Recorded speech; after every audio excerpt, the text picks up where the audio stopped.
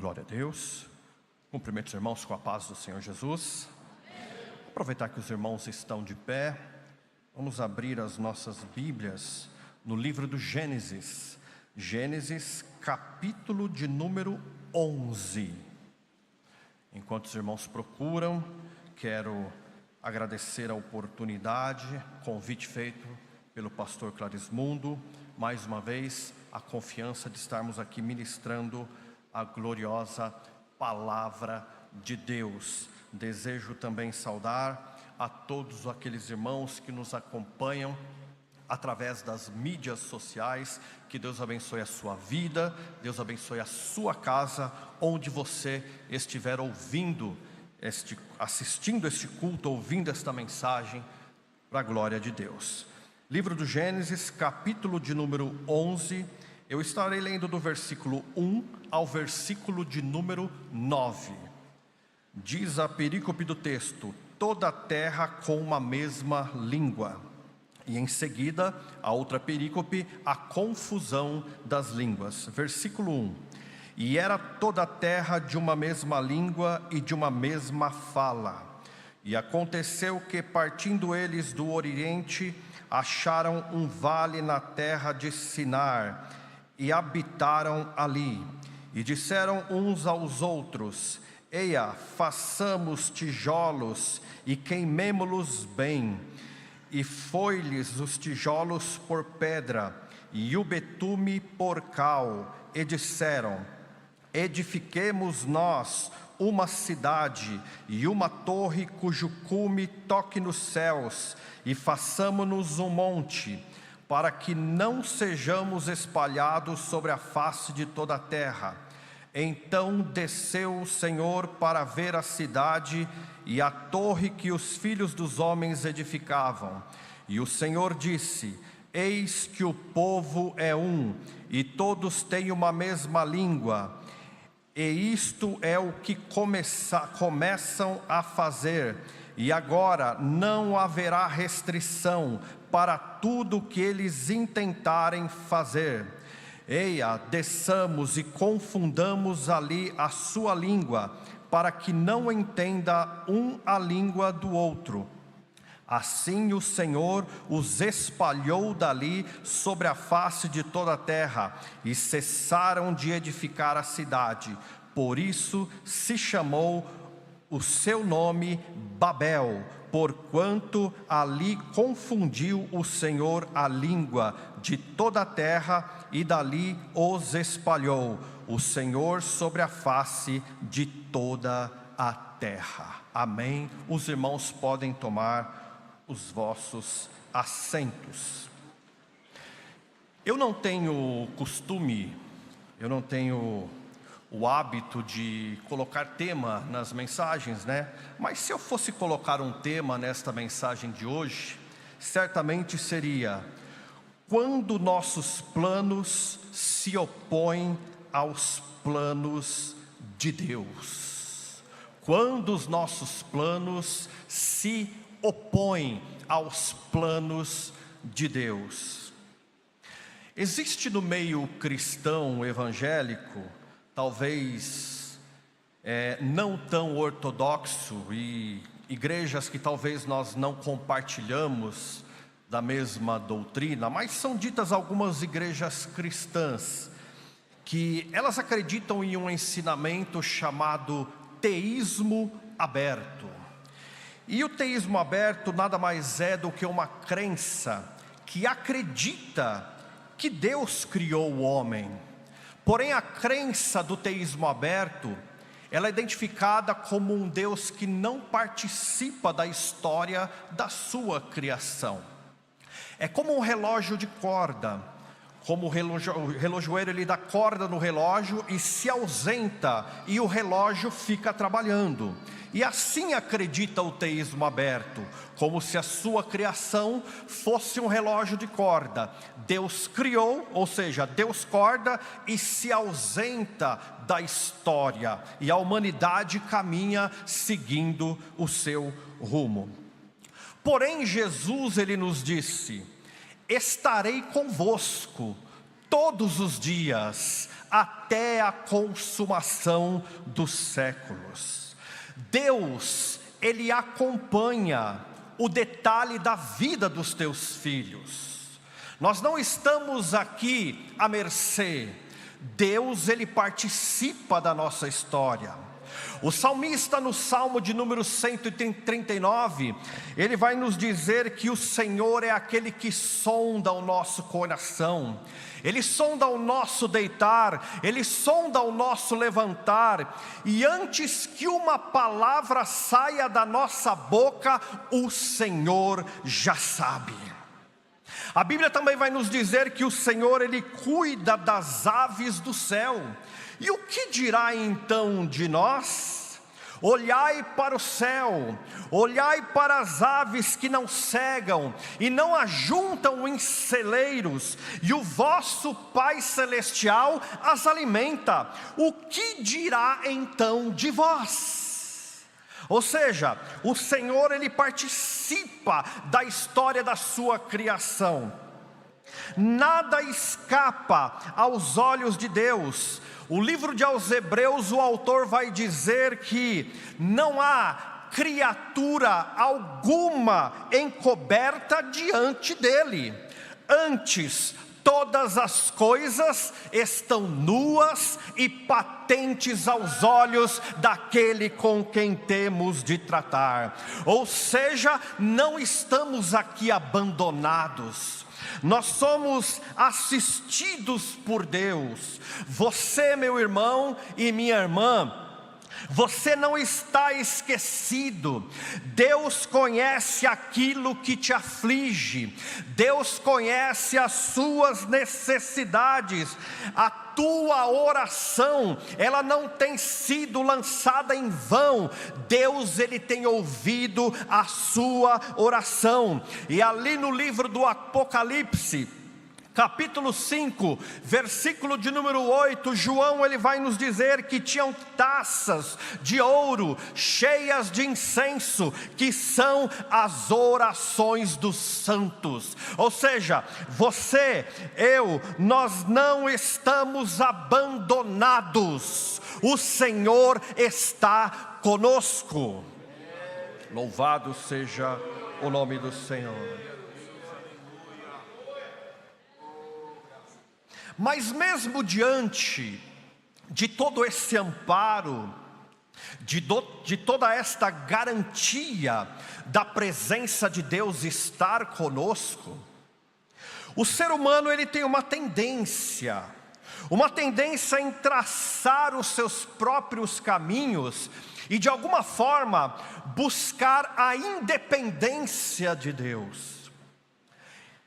E quando os nossos planos, eles entram em conflito com os planos de Deus, o resultado normalmente não é bom. Normalmente o resultado vai ser confusão, vai ser frustração. Porque o homem que ele quer viver independente de Deus, ele não está levando em conta que o Deus que participa da história juntamente com ele, tem um plano. E esse plano, eu não estou falando um plano para a humanidade de uma forma geral. Eu estou falando um plano de forma individual com cada um. Porque o salmista, ele vai dizer que quando nós dormimos, até os nossos rins são sondados pelo Senhor. O salmista vai nos dizer também que eu me deitei e dormi, acordei porque o Senhor me sustentou. Ora veja, meus irmãos, se isso não é um cuidado individual, onde o Senhor assiste a cada crente de forma particular, e tem um propósito para cada um, eu não sei o que é isso, irmãos. Temos um Deus que participa conosco da nossa história. Ele conhece o seu deitar, o seu levantar, e Ele participa contigo. E hoje nós vamos ver um dos textos onde há uma poderosa demonstração de uma unidade de um povo. Se nós lermos o texto, há uma demonstração de unidade. Porém, essa unidade não é uma unidade em prol do projeto de Deus, em prol da obediência de uma determinação de Deus. Esta unidade é em prol de uma desobediência a uma ordem por Deus. A unidade de Babel, um projeto com motivações erradas.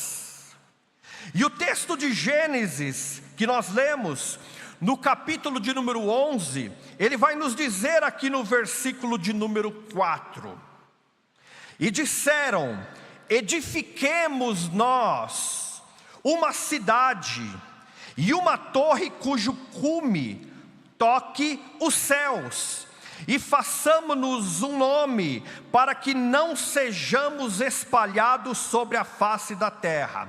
Veja bem, meus irmãos, a tradução NVI, a Nova Versão Internacional, ela traz um pouco mais claro essa questão. Diz assim: eles disseram: vamos construir uma cidade com uma torre que alcance os céus. Assim o nosso nome será famoso e não seremos espalhados pela face da terra.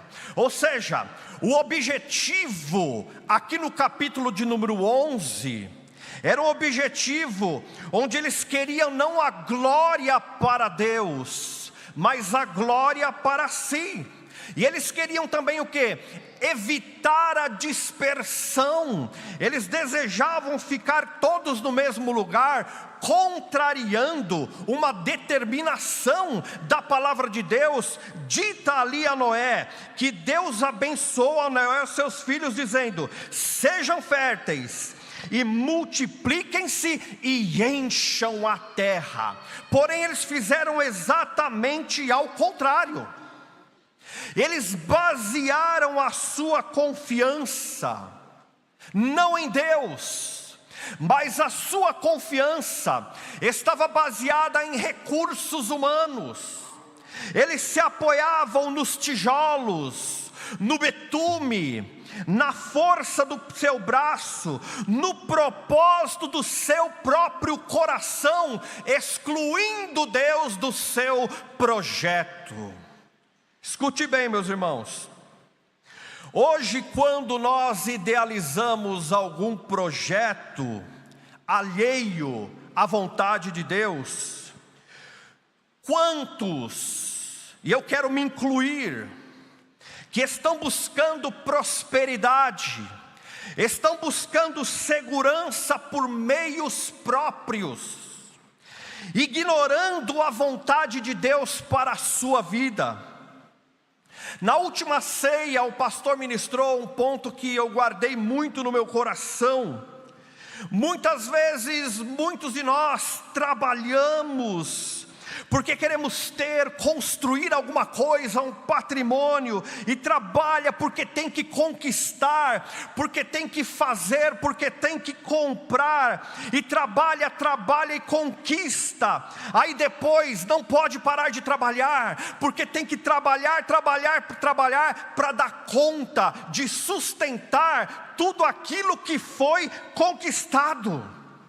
E não que isso seja errado, porém o Senhor diz: trabalhe, conquiste sim, mas não deposite a sua confiança nos seus próprios recursos. Não sinta segurança, não sinta a prosperidade como aquilo que é trazido pela força do seu braço. O Senhor está dizendo: eu sou a sua segurança, eu sou a sua prosperidade.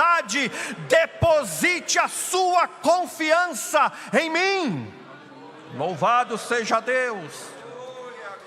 Você, meu irmão e minha irmã, que tem um bom trabalho, você, meu irmão, minha irmã, que tem uma empresa que está indo tudo bem, que o Senhor te abençoe grandemente. Porém, esta porta tem que ficar muito bem claro: não é a força do teu braço. Claro que você trabalhou, estudou, se esforçou, mas é a bênção de Deus sobre a tua vida. O Senhor, Ele disse que sem mim nada podeis fazer. Precisamos reconhecer toda a honra, precisamos reconhecer toda a glória, que elas pertencem ao Senhor, e que a minha vida, se ela está como está, abençoada, não é por mim, é por Ele. É porque grande tem sido a misericórdia dEle em prosperar os meus passos. Grande tem sido a misericórdia dEle em te sustentar. Eu posso dizer que no dia 1º de agosto deste ano, se o Senhor assim permitir, eu faço 34 anos que eu trabalho na mesma empresa. É o meu primeiro emprego, e não sou eu, é Ele. Ele tem sustentado, Ele tem guardado, e Ele tem provado isso para mim. Porque no ano de 1998, uma grande demissão aconteceu ali, e eu já havia me convertido a Deus. E aconteceu um fato interessante: anunciaram que um grande corte iria acontecer, e os primeiros a serem demitidos seriam os solteiros, e depois aqueles que não tinham filhos sendo casados. Pois bem, eu era solteiro e não tinha filho. E eu me lembro que o meu pai trabalhava naquele tempo também lá. Ele disse: dessa vez não tem como escapar. Eu fui para a igreja, clamei ao Senhor. O Senhor usou uma pessoa e dizer: grande vai ser o reboliço que vai acontecer no seu local de trabalho. Ele não sabia de nada, mas o Senhor te guarda e te livra. Chegando lá no dia que já estava marcado o dia e todos estavam preocupados, eu estava lá no posto de trabalho naquele tempo, muito jovem, trabalhava ainda numa linha de produção. E aí eu comecei a olhar para um lado e para o outro: cadê fulano, cadê ciclano? Ninguém está me ajudando, aqui eu estou sozinho. Voltavam eles chorando porque tinham sido chamados. E fiquei aquele lá, eu sozinho lá, glorificando a Deus. O Senhor disse que iria me guardar e me guardou. Ou seja, não foi a força do meu braço, foi a mão de Deus. E a mão de Deus, ela está sobre os teus negócios. A mão de Deus está sobre a empresa que você trabalha. E Deus está te olhando lá dentro dizendo: eu prospero esta empresa por amor do meu filho. Eu faço as vendas de carro aumentarem. Eu faço ter uma produção maior. Por quê? Porque o meu servo está lá e eu quero abençoá-lo. A sua empresa, ela é abençoada. O seu local de trabalho é abençoado porque você está lá. Louvado seja Deus. O texto continua. No versículo 5 e o versículo 6, irmãos, o próprio Deus, Ele vai testificar da unidade do povo. Versículo 5: então desceu o Senhor para ver a cidade e a torre que os filhos dos homens edificaram. Entendendo que... E o Senhor disse: eis que o povo é um, e todos têm uma mesma língua. E isto é o que começaram a fazer. E agora não haverá restrição para o que eles desejam, o que eles intentam em fazer. Irmãos, os irmãos não podem negar, eu gosto desse texto. Eu acho um texto bonito. Porque embora seja uma desobediência a Deus, Deus Ele desce. Vamos ver, né? Claro que Deus Ele vê de todos os lugares, mas é uma expressão. Vamos ver o que os homens estão fazendo. Eles estão edificando. E eles têm um propósito, mas o propósito deles está tão bem definido, está tão bem planejado, que nada do que eles intentarem fazer pode ser impedido. Tudo que eles fizerem vai prosperar e vai dar certo. Porém, Deus Ele precisou intervir nessa situação, porque a unidade aqui não era uma unidade de crescimento para o reino de Deus, mas era uma unidade que afrontava a Deus pela desobediência. Versículo 7. Desçamos, creio ali numa conversa entre a Trindade, desçamos e confundamos ali a sua língua, para que não entenda um a língua do outro. Assim o Senhor os espalhou dali, sobre a face de toda a terra, e cessaram de edificar a cidade. Ou seja, esta unidade em desobediência gerou uma consequência para o povo. A consequência foi a dispersão e a interrupção de um projeto muito bem definido, por sinal. Deus, ele não divide para destruir, mas para impedir que o homem caminhe rumo à sua própria perdição.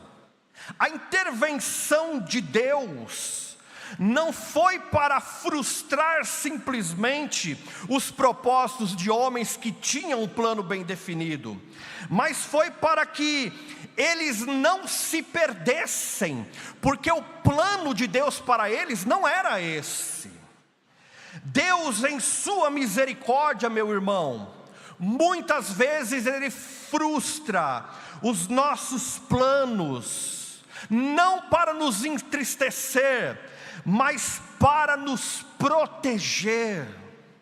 Tem planos que nós estamos arquitetando, moldando dentro da nossa mente e do nosso coração, que não são da vontade de Deus. E sem medo de errar, eu digo para você nesta noite: se há planos que estão sendo traçados que não glorifiquem a Deus, que Deus nesta noite possa intervir para frustrar estes planos.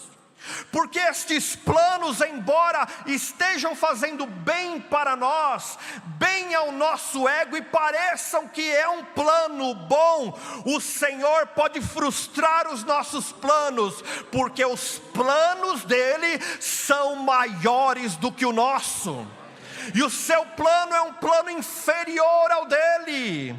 Ou seja, aquilo que pode parecer perda para a tua vida, pode ser da parte de Deus um grande livramento. Aí eu pergunto aqui desta noite, meu irmão: quem aqui nunca teve um plano frustrado? E eu não estou falando frustrado pelo diabo, não. O diabo que foi, não. O próprio Deus interviu para dizer: não, este caminho não é o caminho do meu projeto, este é o caminho do teu projeto, mas eu tenho um melhor para você. Louvado seja Deus. E eu quero te dizer, irmãos, contar uma história pessoal. Eu tive os meus planos frustrados por Deus. Com 20 anos de idade, como eu disse, eu já tinha um bom emprego, eu tinha um carro novo, estava rodeado de amigos, e aconteceu algo interessante. Lá na empresa onde eu trabalho, um irmão em Cristo, um amigo, na época, não era irmão em Cristo, ele começou a pregar o evangelho para mim. Eu ouvia, mas queria me desvencilhar, não queria dar muita atenção, mas ele, de forma sábia, ele insistia. E eu me lembro até hoje, ele abriu uma gaveta e a Bíblia estava aberta lá, falou: lê aqui, lê aqui, lê aqui. Aí eu passava, ele me chamava de volta: está vendo aqui aquilo que nós estávamos falando? Lê aqui, lê aqui. E ele me evangelizava, eu falava: mas ele não larga do meu pé, esse crente não larga do meu pé. E eu tinha o que, irmãos?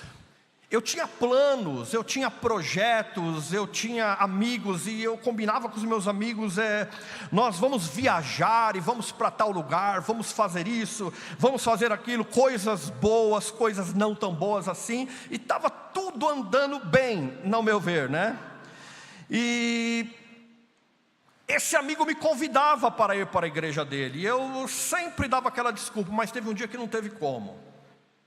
Ele era da igreja Assembleia de Deus, ali da Avenida Antônio Cardoso, em Santo André. E eu fui, estacionei meu carro, entrei na igreja e eu fui impactado com uma cena. Quando eu entrei no templo, tinha um deficiente físico e ele estava sorrindo. E quando eu olhei para ele, aquele sorriso não era normal, era diferente. O meu coração já quebrantou. Meu Deus, ele parece que está tão feliz, e não é a felicidade que eu tenho. Mas enfim, entrei para o culto. Cadê meu amigo? Ele não foi, me convidou e não apareceu. Mas era o propósito de Deus. E eu sentei, bom, já que eu estou aqui, aqui eu vou ficar. E aí eu me sentei, fiquei ouvindo o culto. Era um aniversário de mocidade, eram os jovens. Aí entre os jovens cantam, vem outras igrejas, cantam. Daí o pregador pegou o microfone e começou a ministrar. E a partir dali os meus planos começaram a ser frustrados. Porque o pregador, ele disse assim: será que de todas as decisões que você tem tomado, Jesus tem participado dela? Será que de tudo que você tem feito, Deus tem sido convidado para participar da sua vida? E será isso, será aquilo? E as lágrimas começaram a correr do meu rosto. Sabe por quê? Porque os meus planos não envolviam Deus. Os meus planos envolviam a mim. Os meus planos envolviam os meus amigos. Os meus planos envolviam a minha pessoa, onde Deus não participava. E no final ele fez um apelo: quem sentiu a presença de Deus, vem aqui à frente. Pois bem, eu fui lá e dobrei o joelho. E aí começou a orar. Eu estava de joelho. Batismo com o Espírito Santo. Eu estava de joelho, eu não aguentei ficar de joelho, eu caí sentado, irmãos. Tamanho era a glória de Deus, tamanho era o poder de Deus na minha vida. O que aconteceu comigo? O que está acontecendo? Que alegria é essa?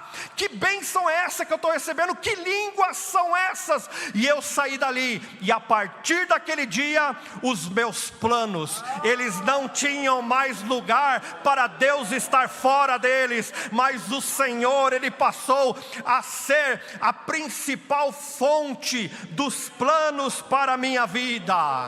Louvado seja Deus, aleluia. Eu pergunto para você, meu irmão, os teus planos, eles são só teus? Os seus planos, eles envolvem somente você e a sua família? Ou os seus planos, eles têm Deus participando dele? Ou melhor, será que este plano ele é só seu? Ou este plano é um plano de Deus para a tua vida? Louvado seja Deus. Eu gostaria de ler aqui uns textos ainda, irmãos, em Atos dos Apóstolos, capítulo de número 2, versículo de número 42 ao 47. Eu vou lendo para que os irmãos, para não perder muito tempo. Atos dos Apóstolos, capítulo 2, versículo 42 a 47. Trata-se da igreja primitiva. E diz assim o texto: e perseveravam na doutrina dos apóstolos e na comunhão e no partir do pão e nas orações. Em toda a alma havia temor, e muitas maravilhas e sinais se faziam pelos apóstolos. E todos os que criam estavam juntos e tinham tudo em comum. E vendiam suas propriedades e bens e repartiam com todos, segundo cada um havia de necessidade. E perseverando unânimes todos os dias no templo, e partindo o pão em casa, comiam juntos, com alegria e singeleza de coração, louvando a Deus e caindo na graça do povo. E todos os dias acrescentava ao Senhor à igreja aqueles que se haviam de salvar. Por que eu li esse texto? Porque o livro de Gênesis, capítulo de número 11, nós temos uma unidade demonstrada ali, mas uma unidade com as motivações fora do propósito de Deus, produzidas pela vontade humana, sem levar em conta o querer de Deus. Em Atos dos Apóstolos, nós temos também uma unidade aqui, mas diferente de Gênesis capítulo de número 11, em Atos dos Apóstolos, a unidade era uma unidade promovida pela ação do Espírito Santo de Deus. E eu gostaria de levar em conta alguns aspectos de comparação daqueles que se unem em um propósito simplesmente para o seu interesse, e daqueles que se unem em um propósito para glorificar o nome do Senhor. Alguns aspectos aqui da Torre de Babel e alguns aspectos da igreja primitiva. A origem da unidade em Babel estava onde? Estava no orgulho e no projeto humano. A origem da unidade na igreja primitiva estava debaixo da ação do Espírito Santo. O propósito de Babel era o quê? Fazer um nome para si, para ganhar fama e se permanecer no mesmo lugar. O propósito da igreja primitiva era glorificar a Deus e cuidar uns dos outros. A base de Babel era tijolos, betume e um esforço humano e uma ideia antropocêntrica. A base da igreja primitiva era doutrina, oração, comunhão e generosidade. A ação de Deus em relação a Babel foi o quê?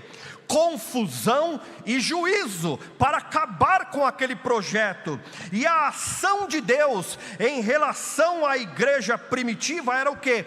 Crescimento, poder e o favor divino. O resultado para Babel foi dispersão e fracasso, e o resultado para a igreja primitiva foi comunhão, alegria e salvação. Meus irmãos, há projeto de Deus para a tua vida, há projeto de Deus para a igreja de Mauá, mas precisa haver uma unidade em relação ao projeto de Deus, e aquilo que o meu coração, ele anela, ele anseia demasiadamente. Talvez eu precise levar cativo estes pensamentos e estes desejos a Deus, porque este desejo do meu coração, segundo a palavra de Deus, ele pode ser o que? Enganoso, porque enganoso é o coração do homem e perverso. Quem o conhecerá? Somente Deus conhece o teu coração. E talvez o projeto que você tanto idealiza, Deus está dizendo nesta noite: não, isso não, eu tenho algo bem melhor para a tua vida. Os seus planos, eles são pequenos em relação aos planos que eu tenho em relação a você, em relação à sua casa, em relação ao seu trabalho, em relação à nossa igreja.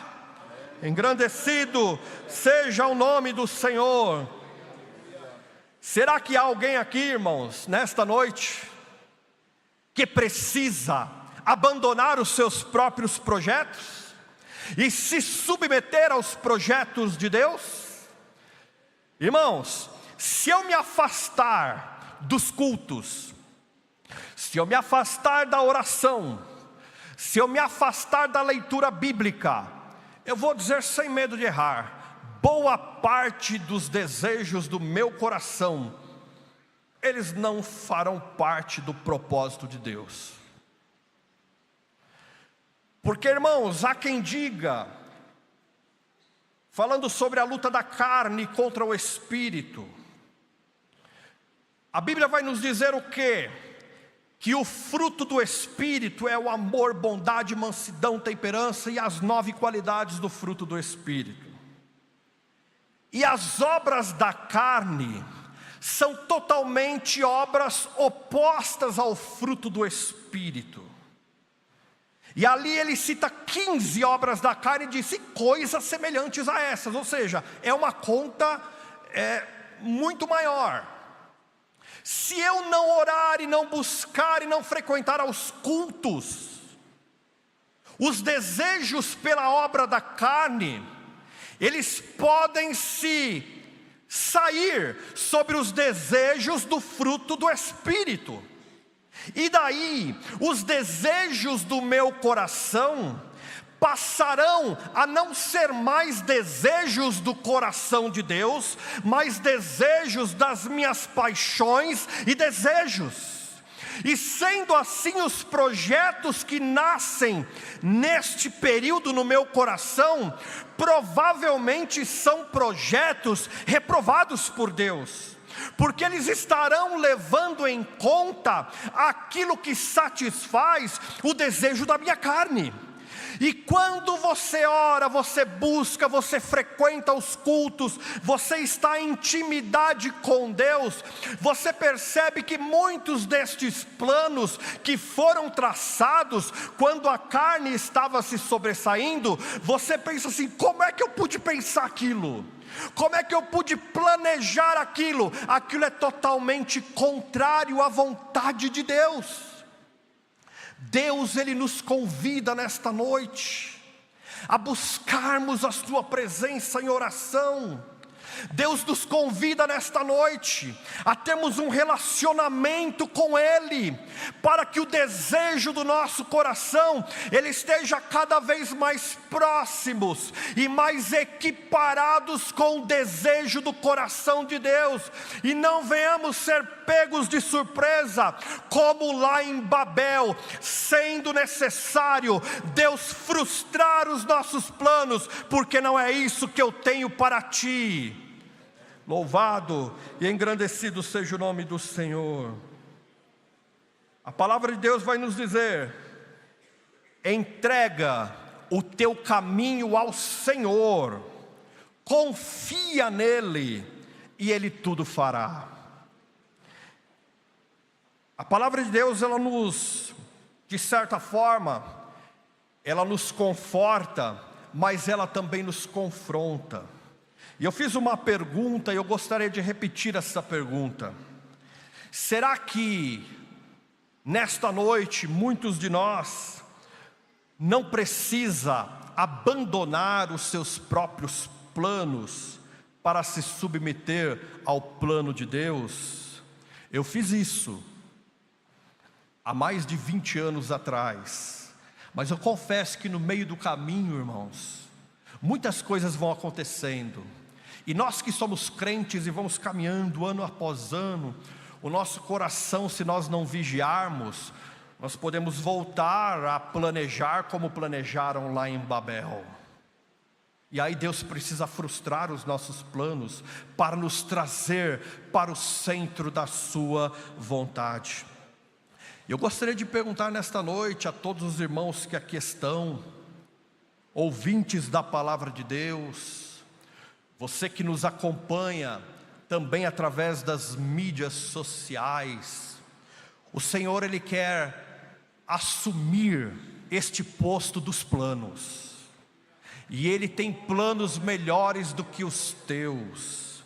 E qual é o primeiro passo para que o Senhor, Ele comunique para mim os seus planos?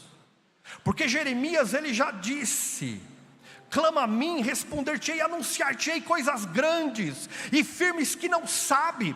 Tem coisas que você não sabe e o Senhor quer te anunciar, mas para isso Ele quer te mostrar quais são os planos que Ele tem para ti. Por isso que eu pergunto nesta noite, se você que ainda não aceitou Jesus como Senhor e Salvador, e sente o desejo de aceitar Jesus, ou seja, eu vou mudar aqui para me adequar àquilo que eu disse, se você tem vivido os seus planos, mas nesta noite você quer abrir mão dos teus planos para ver e ouvir quais são os planos que Deus tem para você, nesta noite a oportunidade está aberta. Quem deseja aceitar Jesus como Senhor e Salvador, levanta a sua mão e nós vamos orar por você. Lembrando que aceitar Jesus não é aceitar a placa denominacional de uma igreja, mas é reconhecer o amor de Deus por ter entregue Cristo Jesus para morrer por mim e por você na cruz do Calvário. Alguém deseja nesta noite aceitar Jesus como Senhor e Salvador? Se porventura alguém já aceitou Jesus, lá tem Tem um jovem lá, por gentileza, alguém acompanha aquele rapaz, vem aqui à frente. Isso. Se porventura alguém deseja acompanhar este jovem,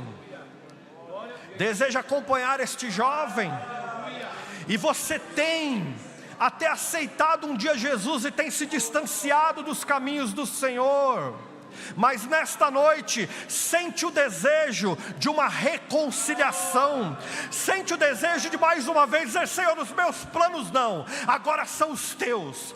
Vem aqui, levante a sua mão e nós vamos orar por você. Alguém deseja acompanhar este jovem? Não? Que Deus abençoe os irmãos. Amém? Vamos orar ao Senhor neste momento. Convido a igreja, se coloque de pé.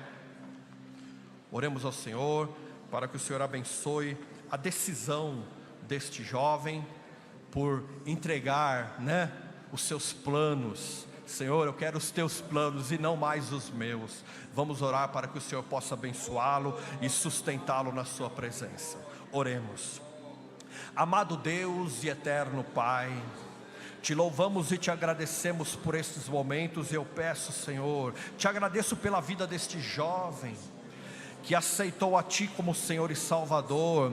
Que o Senhor possa abençoar os seus passos, guardando, livrando. Senhor, que os seus planos e os seus projetos, que são muito maiores do que o dele, possam ser apresentados, Senhor, para que o Teu nome venha a ser glorificado, Senhor. Abençoa a vida dele, sustentando, meu Pai.